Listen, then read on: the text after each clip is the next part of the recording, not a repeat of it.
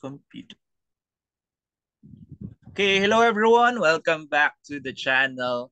Another episode of Comics Kwentuhan, and we have with us relative newcomer. How many years ka na nagko-comics, ma'am?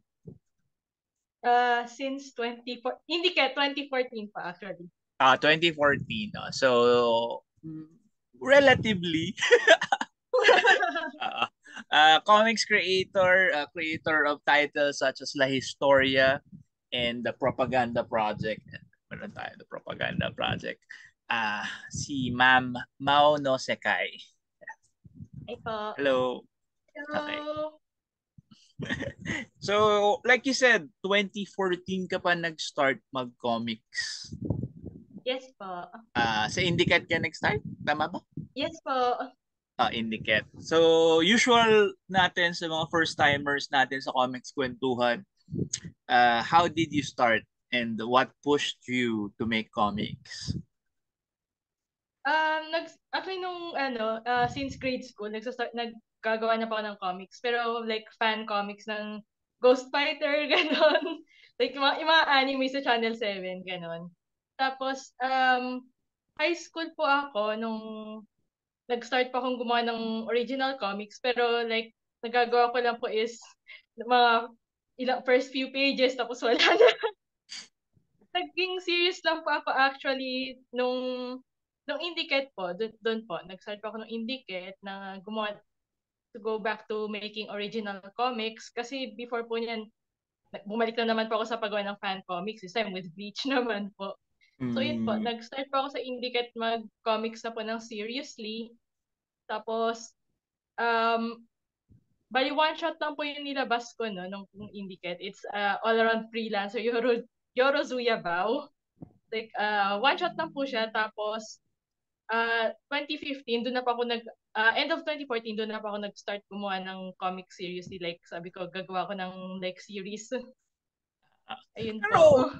if you said na mostly fan material yung nag-push sa'yo to make comics. Yes Pero yung po. decision to make comics seriously, yung sa iyo mismo, ano yung ano nung decision na yun? Hindi ko alam ano yun. Out of spite po. Out of spite, oh.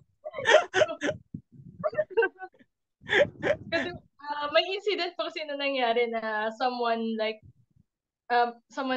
said na Summer Comic Con 2014 po dapat. Sabi niya like he'll help me like publish my comic ganun. Fan comic pa lang po nun yung ginagawa ko. So he'll help me publish my comic ganun. So sabi ko kasi may kakilala daw po siya na may friends daw po siya magta-table sa Comic Con. So I was like, sure. Tapos yung nakipag-coordinate pa ako sa kanya, like, binibigyan ko rin po siya ng access sa files, until nung malapit na po mag-Summer Comic Con, it's like, hala, hindi na ako nire-replyan. Tapos, ayun, ginost nga po ako. So parang after nun, you decided na ikaw na lang yung mag-print ng comics mo. Yes po. Parang ganun. Yes So, po. regarding Comic-Con and Indicate, how were you introduced to those events?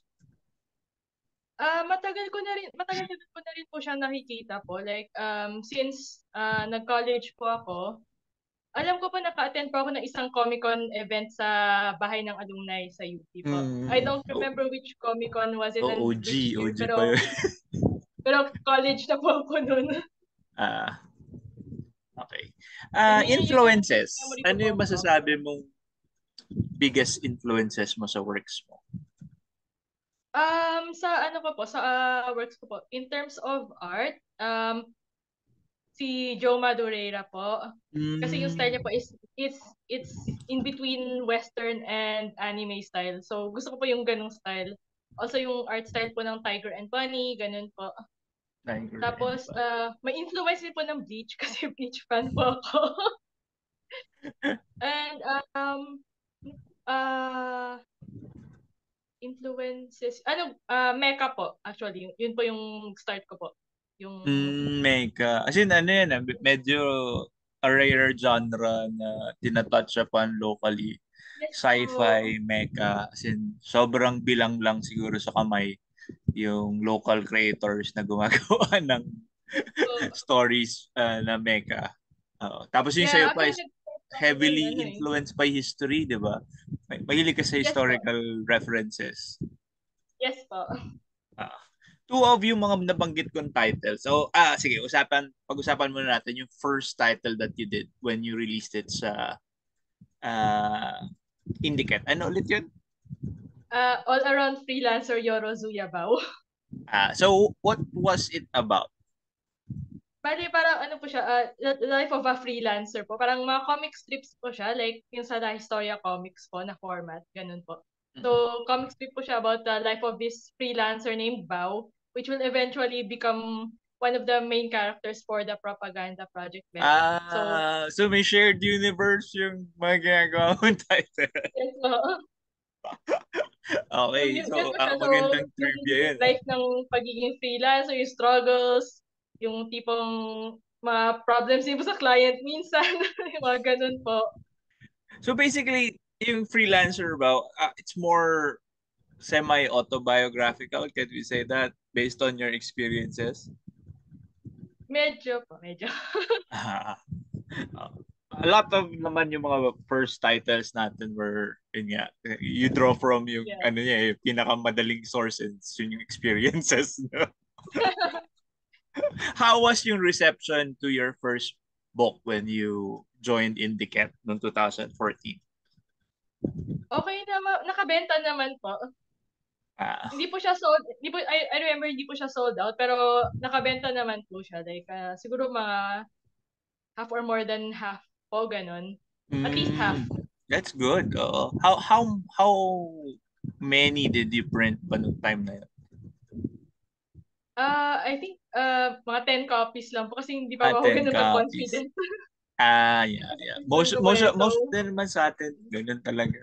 We start small, and good na nag-start ka sa Indicat, which was parang ano yun, no? Parang training bike para sa mga indie yes po. creator. Kasama ko rin po After, ng team sige. ko po sa Team Rocket. May ka-group ka ba during that time o solo ka lang? Meron po, yung kasama ko po sa, isa pong kasama ko po sa Team Rocket. Team Rocket. Okay. So, sino yung kasama mo ba still doing comics or ikaw na lang yung gumagawa ng comics?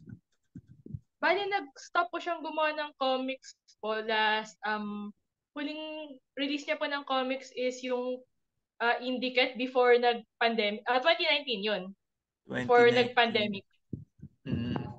Yun po yung huling labas niya po ng comics. Tapos, this year po, babalik na daw po siya sa paggawa ulit po ng comics. Wow, Kasi as in malaya na magpagandang po siya. nag-focus ba siya sa career niya kaya siya nag-stop? Yes po.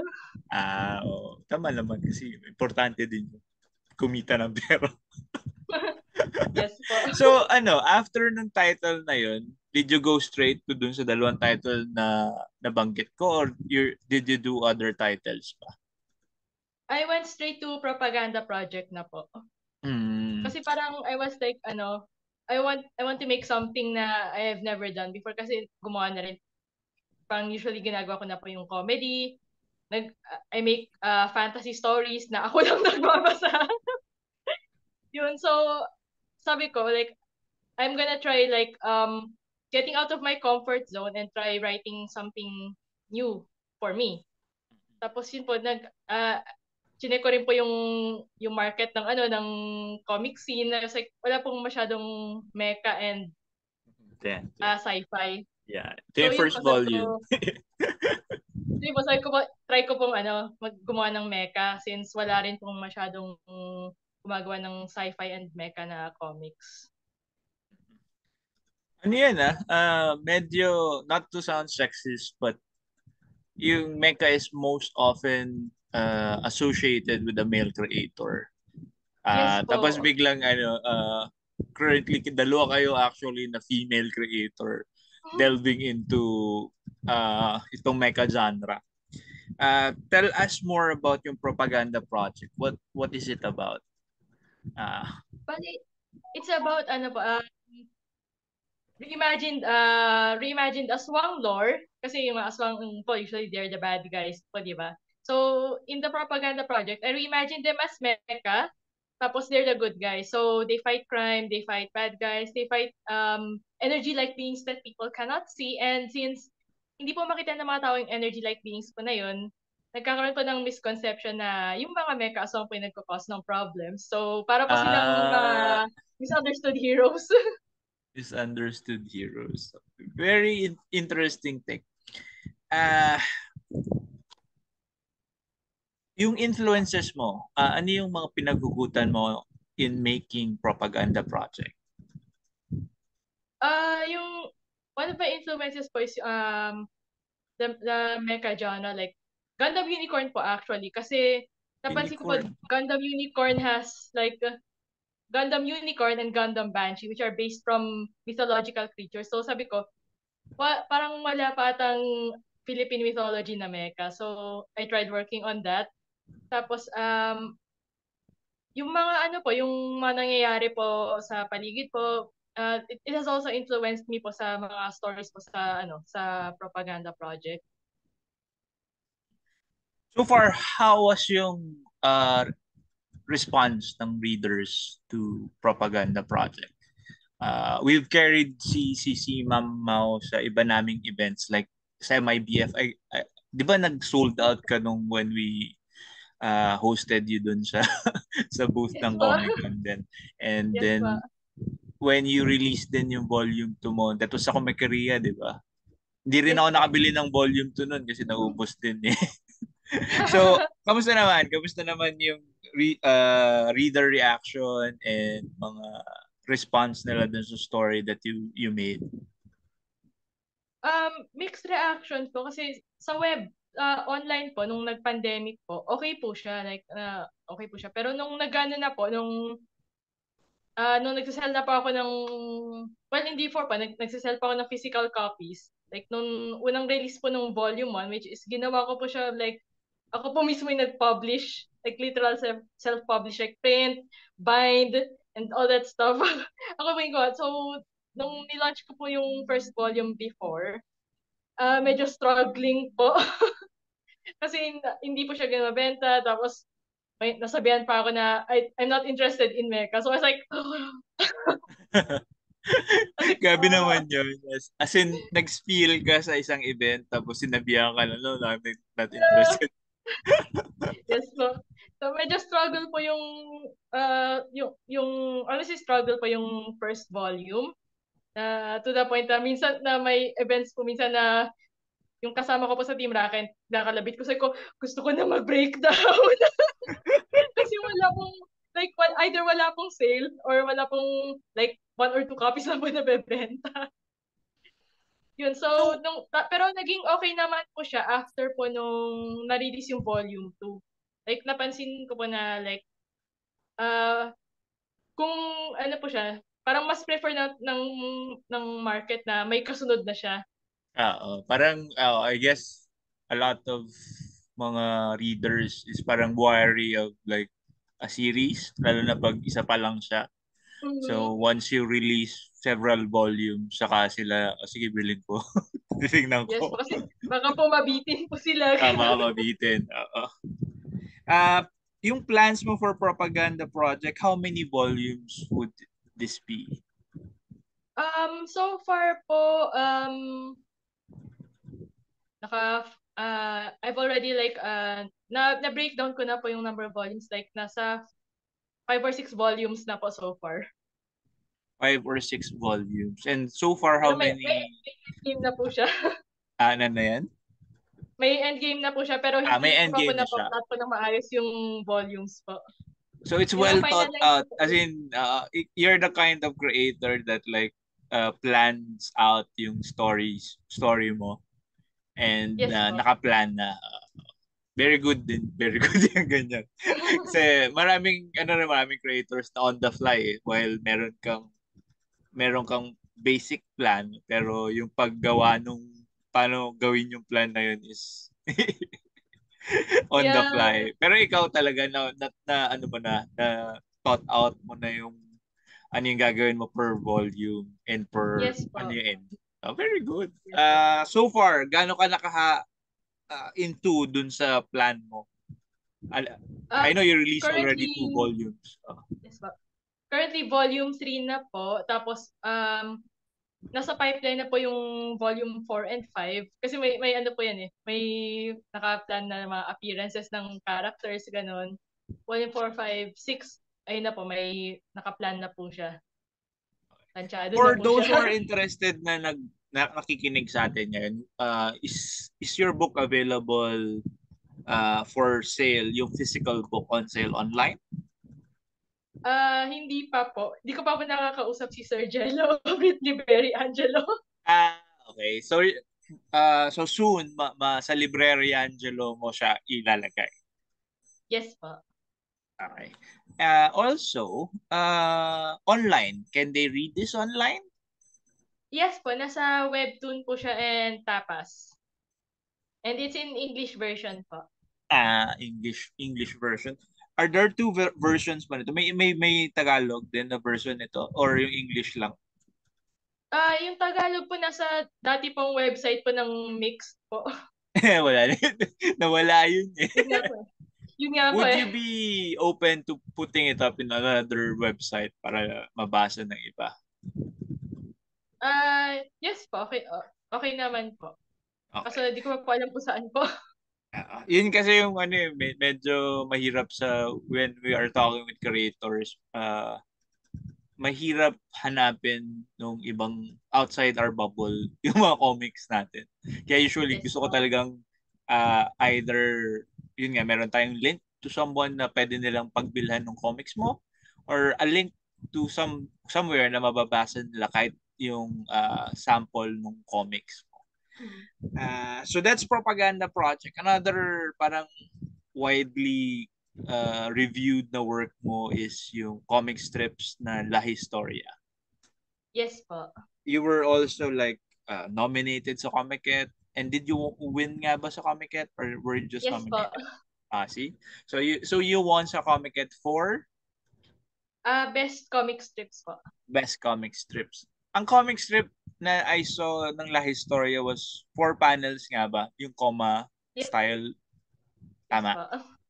Yes Tama. po. And it was like a humorous take on historical uh, occurrences sa ating bansa. Yes po. When did that start, yung La Historia? Yung Nightstar po, nag-start po siya 20 ano ba yun? Basta kasabay po ng General Luna. Yun po. Kasi, Okay. So, ayun yung catalyst noon, yung General yes Luna. po.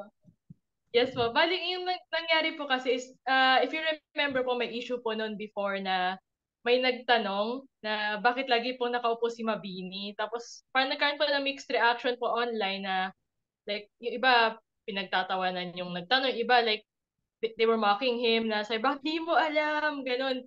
And sa akin lang naman po is what if genuine yung tanong niya? Kasi not everyone po is, not everyone likes history. Diba Not po? everyone was paying attention nung elementary sila. Yes po. Parang ano din po yung parang hindi lahat gustong science, hindi pa lahat gusto ang math, ganon. Hindi lahat gusto English. So, may kanya-kanyang trip pong subjects yung mga kanya-kanya po tayong trip na subjects. And understandable naman po na hindi din po ganun ka ano yung history sa mga kabataan kasi ang daming minememorize, ganun. More ano So, siya, no? so naisip ko po. More objective type of learning na kailangan mo Yes talagang po. sauluhin. Kailangan mo, Yes po. oo. Medyo mahirap nga yun. Tapos meron pang ano yun, aside from sasauluhin mo, iintindihin mo din. Meron ka rin may Yes po. discernment ng Pero okay nga eh. As in parang it's quite rare din na medyo educational na comics na turn into more entertainment. So, I'd like to see more ng mga comics creator do the same thing that you do na parang hindi ka lang may entertain, may matututunan ka ba? Uh, Ah, for La Historia, are you still doing strips about it or you're more focused on sa propaganda project? Actually, yes po. I'm still working on La Historia, and at the same time, along the way po, may nako-compile din akong comic strips na for another title din po na educational, and it's in English naman po kasi may mga may mga tumitingin din po ng La Historia na they cannot understand English, and hindi ko din po siya matranslate into English kasi yung joke po, hindi po siya nag-work in English. Oo nga eh. Mahirap tong cultural no, aspect ng translation. Pag hindi ang Yes hirap po. i-quantify na. Yes po. Mm. Pero right So, now po, mas focused po ako sa propaganda project kasi may mga naghihingi na rin po ng English version, and may isa pa po akong ginagawa pong comic po to be released mm. po this year po. So you're working on another title Yes aside po. from the two. Meron ka bang pwedeng sabihin about it or sobrang top secret ba niyan? Mecha. Mecha po ulit. Mega siya ulit. Okay. Yes po. Pero this time, like, big robots na po talaga. Okay. So, more Big super robot. robots, alien Ah, invasion, parang reminiscent of Voltes 5, ah, Dimos, Mazinger Z, so mga ganon. Mga ganon. super robot Yes na po. romance na yung ganung genre naman. Yes po. Hindi, yung propaganda would be more Gundam. So, tapos ito naman more super robots. Yes po. Okay ah. Are you working with anyone else or ikaw lang talaga yung gumagawa ng comics mo? Ako lang po, pero yung ano po, yung sa English version po ng Propaganda Volume 1, may ka-collab po akong writer po. So, siya na po yung gumawa ng script, siya na po nagsulat. So, dodrawing ko na lang po siya. So yun yung next project. So you're working now with a writer. Yes po. Okay. So ayan, since may experience ka with writing your own material and now you're working with a writer, which process do you prefer pa? Uh, nasanay na po ako sa both eh. Nasanay ko na po gawin parehas po eh. So wala kang preference na ikaw lang yung either ikaw yung both art and writing or nagpo-focus ka lang sa visuals.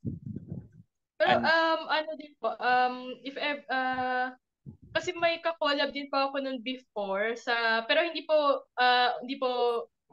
my own title. It's for corporate po siya na comic. So, okay. So you also experienced like work for hire as a comic yes book po. artist. So yeah, also talagang ano ka na, as in, batak ka na talaga dun sa ganung process. Ah, so yung So, next project mo, is it like a true collaboration that both of you created the material or is it like what you said na work for hire ka for that writer? ah yung ano po, yung sa propaganda na English version po, ano po siya, bali, friend ko po siya, tapos reader na din po siya ng propaganda project. Tapos parang nag-suggest po siya na parang gusto niyang magsulat po for, yun nga po, propaganda project. So sabi ko, cool. Okay lang. Sabi ko, parang, yun nga po. Parang dapat, supposedly pa dapat parang episode 0 po siya. So, ginawa na Mm, lang po namin. It's like, parang remastered volume 1. Ganun po. So, it's like volume so 1, pero may added na bagong content. So we'll expect something na, yun nga, a remastered volume 1 in the future. Yes po. With added, ano ba yan? With added pages, and added. Yes po. Added, may added na storyline po siya. Okay. So expect nyo yan sa mga fans ni Ma'am Mao na meron tayo remastered volume 1. So this year, ano yung mga plans mo this year? You're gonna release that new graphic novel na sinabi mo. Yes po. Tapos itong propaganda project. How many volumes would you say na lalabas this year? Yung dalawa lang po, Pops. Ah, ah, isa pang na ano ko na observe si Mama, madalas ka sa events, hindi lang sa comics events and other pop culture events din, di ba? I Yes remember nung po. MIBF, you were like lumalagari ka nun eh. Dahil sa MIBF ka, tapos na doon ka rin sa kabilang event sa taas. Yes po. So you Yes have po. a lot of experience sa events and currently, merong mga sentiments na naglalabasan about the events. Yes po. So yun, as an experienced event goer and an exhibitor sa events, meron ka bang share sa amin na mga uh, issues that you want to tackle or mga experiences mo dun during the events na gusto mong bigyang pansin, ganyan. Um, so, yung current issue po kasi is yung nagtaas nga po yun ng rates na table rates for a certain event. And medyo na-shock lang po ako na ganun kataas yung tinaas ng rates compared before. Like back in our day, back in our day, hindi pumapalo ng 5 digits yung isang table. Pumalo na ba ng 5 digits yung tables ngayon? Yes po. For Wow. for for yung isang event po na medyo hot topic po ngayon. Okay. May discounted po sila ngayon pero regular rates I assume na papalo po siya ng 5 digits or almost 5 digits. Wow. Like, Okay. So, parang hirap bawiin na. nga po eh. Ang ano ko lang din po sa mga events po is like ang dami pong like after pandemic understandable na magkaroon po ng maraming events kasi need pong bumawi sa nawalang times na ng hindi nakapag-event. Pero parang after nun po nakakapagod na rin kasi may every week or every other week may events. Nakakapagod Oo din nga po eh. siya. If you schedule It's yung like con events mo, fatigue. meron tayong weekly event eh. Meron tayong specifically for comics, meron tayong pop culture events, Mhm. tapos meron tayong mga pop culture adjacent like toy Mhm. events, meron din tayong cosplay Yeah. events, and nag-o-offer din sila ng mga art alleys, di ba? Yeah. And ano din po, parang ang medyo ano ko rin po sa mga ganyan po is kasi minsan nagkakasabay-sabay po yung event sa isang araw. So alam niyo po yun na Oh, parang grabe. hati yung crowd and as an attendee, di mo rin alam po kung saan pupunta kasi sabay-sabay po silang nagaganap. Parang it would be nice po if like all exhibit or all organizers like parang mag-table meeting na parang schedule event sila, ganun, para walang sapawan. Para walang sapawan, Para hindi oo. rin mahirapan yung con-goers, para hindi rin po like conflicted yung attendees na pumunta sa mga events. Mm. Hindi nila alam kung sila pupunta, ganun. Ah, ano na rin yan eh, parang napag-usapan namin ni GN yan kahapon actually, dun sa interview niya, na parang sa Oh. sobrang dami natin ngayong events, parang ano na rin eh, talagang you have to sit down and like think kung ano yung best for you, di ba? Lalo na sa mga branding and sa market mo. Ikaw ba napag-isipan mo na yun? As in, or talagang as much as possible lahat ng events attendan mo? Pili na rin po yung events ko. Bali, this year po, since yun nga po, nagtaas na po ng table rates po, like, itong isang pop culture event, ano na lang po, parang gusto ko na lang po mag-focus na lang po muna sa local comics events. Kasi I'm Mm, gonna assume na rin po na magtataas na rin po yung rates ng ibang uh, pop culture events organizers. yeah, oo. Kasi ano rin naman eh, di mo rin naman masisisi si organizer kasi if the venue raises yung rent fees nila, Yes pipilitan po. talaga sila. Also with the suppliers ng mga tables and shelves, nagtaas din sila ng Yes po. so tataas talaga lahat. Wala tayong magagawa doon. Unless yun nga, meron sobrang yaman sa atin na mag-sponsor ng movie. Na parang posible naman yun. Ah, ano pa bang ano natin? Ah, Hindi po, pinipili ko rin po yung events na tingin ko po is okay yung foot traffic, okay yung like na may sure buyers, ganun po. Kasi mm, kung like yung event is like sa Fairview and layo po sa kung saan pa oo po nga, ako galing. yung geographic ano rin element Yeah. ng event. Oo. Parang ano na, parang kahit gaano kaliit lang ng Manila, kahit pag tiga Quezon City ka, pag nalaman mo na, ay, sa Alabang yung event, parang magdadalawang isip ka rin. Salamat na lang. For Oo, sa parang, last videos ko, parang, ew, ang, ew. kahit nga MOA parang ang hirap na rin pumunta ngayon ng MOA eh. Ay, yes po. Like, ang hirap po umuwi pag MOA. Like, Oo, di ba? na-experience po Parang, namin yan before. Nagta-table po kami sa event sa MOA. Yung pauwi po yung mahirap po kasi wala na pong masakyan, walang mabook, ganun po. mahirap mag-book talaga. Tapos since ang bus na lang natin is yung carousel. Dati kasi okay lang kasi Hmm. may mga wild na mga bus na ang daming Yung ruta, pag di nilakad ba? mo lang po sa Ngayon wala na MOA. yung mga ruta na yun. So, ang dami Mahirap. nyo pa pong dalang bagay. Dikit lang Oo. maleta, tapos magka-carousel ka. Yung, Ang so hassle ano po. to? As in, commute ka lang. As in, you don't really have your own transportation pa. Minsan Grab po, minsan may sundo po. Oo, kailangan din talaga eh. Kasi parang ang hirap. Lalo na pag dumami tong volumes mo, nasa 2 volume ka pa lang ng propaganda project. Imagine mo if you have like 6 volumes na. Yes, Ang hirap pag pag series, 'di ba? Pag bungi, yes po. ako nararamdaman ko 'yun kasi parang nasa fifth issue na ako ulit ng singles ko tapos wala akong issue 1. Parang di na lang ako pupunta kasi walang bibili kasi bungi yung ano ko eh. Opo. Ang hirap ng ganong feeling eh. Kaya pag minsan Yes po.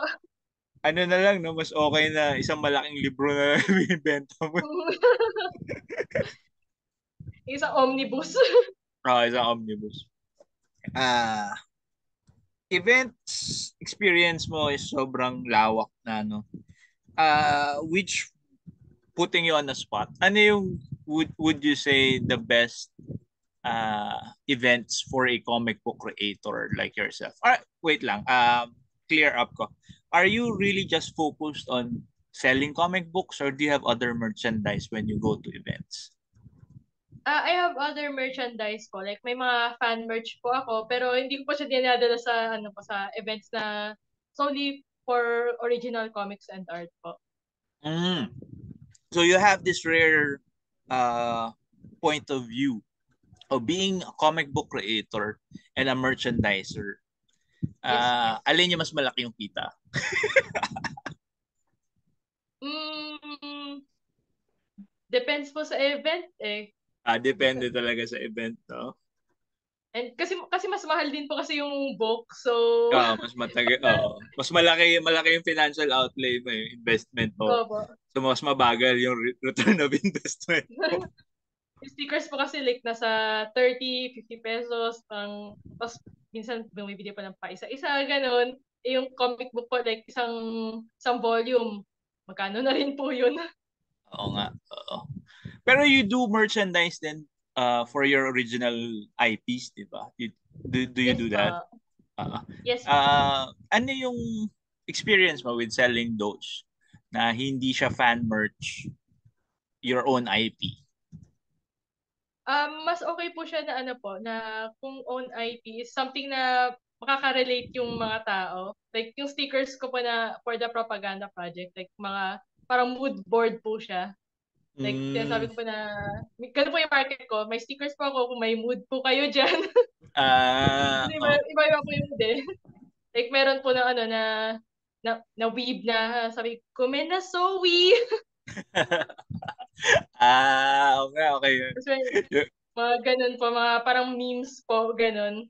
Mm. Para bumenta po siya. Tapos, yun nga po, yung life story niya po, pang last year lang po ako nag-start kumuha ng merch po sa kanya. And yun po, ano din po siya. Like, mabenta din po siya. Okay. So one factor pala na hindi ko natanong, no? Cosplayer ka rin. Yes po. Cosplayer ka rin. So si Ma'am Mao has this unique point of view as a merchandise seller, as a comic book creator, and as a seller din as a comic book creator, and as a cosplayer pa.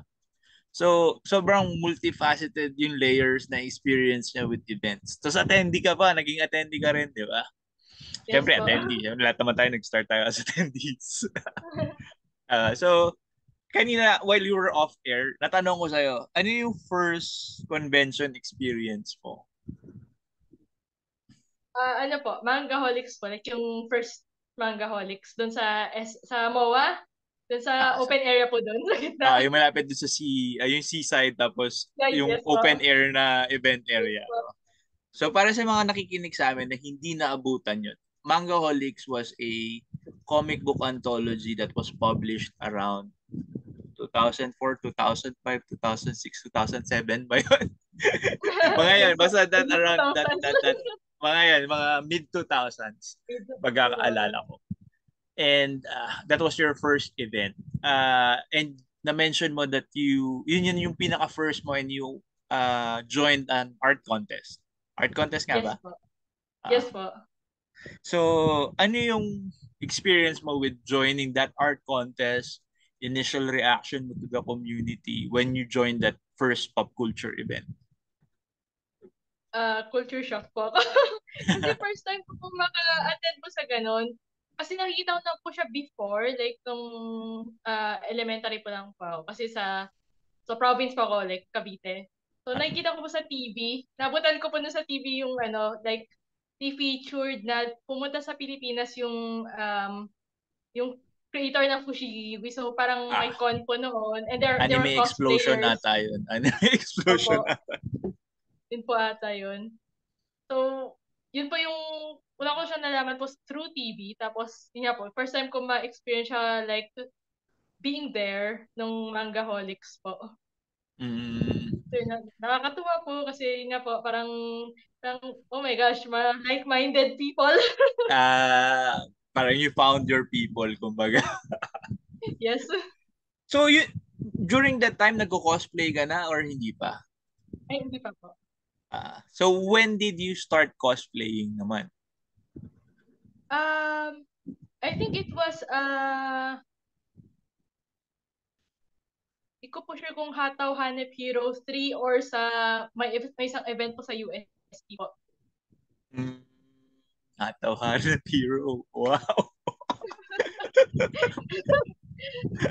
So, ano yung nag-push sa'yo with cosplay? That's Yung, most of yung comics creators would be they're not really shy people pero mm, parang very few and far in between sa mga comics book creators yung mapipilit pong mag-cosplay. So, ano yung nag-push sa'yo na mag-cosplay? yung isang college friend ko po, like, isang beses po sinama niya rin po ako sa isang event sa Robinson's Galleria. So, may cosplay event po doon. Tapos, ayun po, sabi niya pong try ko daw mag-cosplay. Tapos, may sinasuggest po siyang character na bagay sa akin. So, yun po. Uh, Doon po nagsisimula actually yung pagko-cosplay.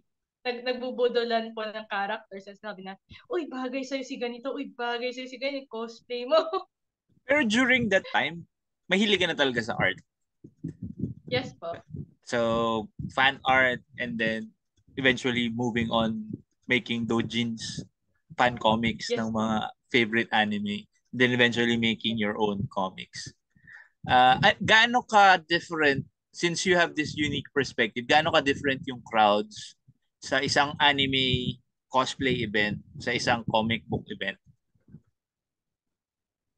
Sa anime comic event, like, before po, parang, ano po, more on the merch po sila. Kasi nag-try din po magbenta po ng comics po ng original comics ko po sa event. That was ESGS 2018.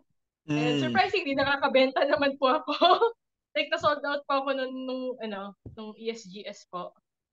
So, parang ngayon po, parang naging normal na po na makakita po ng original comics sa like geek conventions, like mga anime cosplay conventions, kasi andun din po sila Skate, Sir Mm. Toto, Would you sila recommend para sa ibang Maganda. comics creators to try that kind of event? Yes po, parang gusto ko nga po actually na i-try po nila kasi parang we should like normalize selling comics din sa mga ganong events. Mm. Kahit pa konti-konti lang muna. Tapos like Oo. to gauge lang na syempre yung crowd, tapos para mahumaling din po sila kasi not everyone din po can attend like mga comic cons, and Yeah, yun nga medyo po. no, sobrang insular ng Comic Con kasi tayo lang yung Yes. nandun.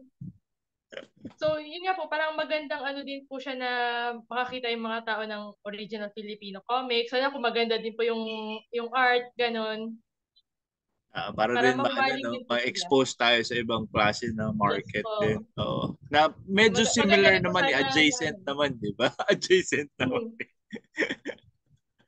So, Maganda rin po yun. siya kasi para ano na parang yun nga po, sana nga po ma-normalize po sa events outside comic conventions yung pag-sell ng local comics. Local content, no? Local Yes. original content. Mm-mm. Yes. Kasi ano rin Actually, eh, kahit sa mga art po kasi sa mm, mga events po, nakakita po ako nagsasell ng mga D&D characters nila, ganun. Kahit hindi ah, kilala, oo. like, kahit hindi kilala ng, ng tao, like, uy, ang gwapo niyan, magkano po yan? Uy, chicks, magkano yan? Oo nga. Tsaka ano rin, di ba? Nakilala. For awareness din. Kasi for the longest time, tayo lang yung may alam na may local Mm. comics eh. Para malaman din naman ng iba na Yes mahilig din po. sa sort of adjacent related stuff. Na Mm. meron din tayong ganun local.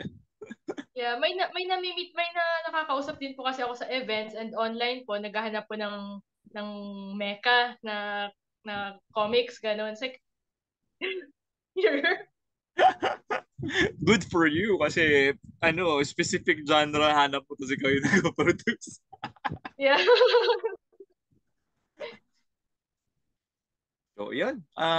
Maraming salamat sa pag-share ng experiences mo and mga insights mo about comic book stuff. Super rare na parang trifecta tong si Ma'am Mao na cosplayer na, merchandise seller na, comics creator pa. Uh, ano yung mga events that you'll be attending na pwede nilang abangan ka para bilhin yung books mo? Meron ka bang naka-line up na events? I'm eyeing for Summer Comic Con, Comic Con Grande, Kickoff. Sa this month Sorry kasi po. may Comic Yet BGC. Would you be there? Ay, wala po. Di pa ako nakapag-register. Pero I Pero guess andun po yung ano po yung si mix Sir po. GN would be there and I guess he'll be carrying your stuff din. Yes po. Tama ba? So Yes po. yun nga, if you have time, punta kayo ng BGC. Kalimutan ko ulit yung date pero nabanggit ko sa last episode din yun. Nabanggit din ni Sir GN na baka yun nga, mag-carry din naman siya nung stuff mo na printed niya. So, ayun, nabangan nyo. And wala ka pang naka-line up na events aside from yung tentative dates namin. Yung pick-off po for July.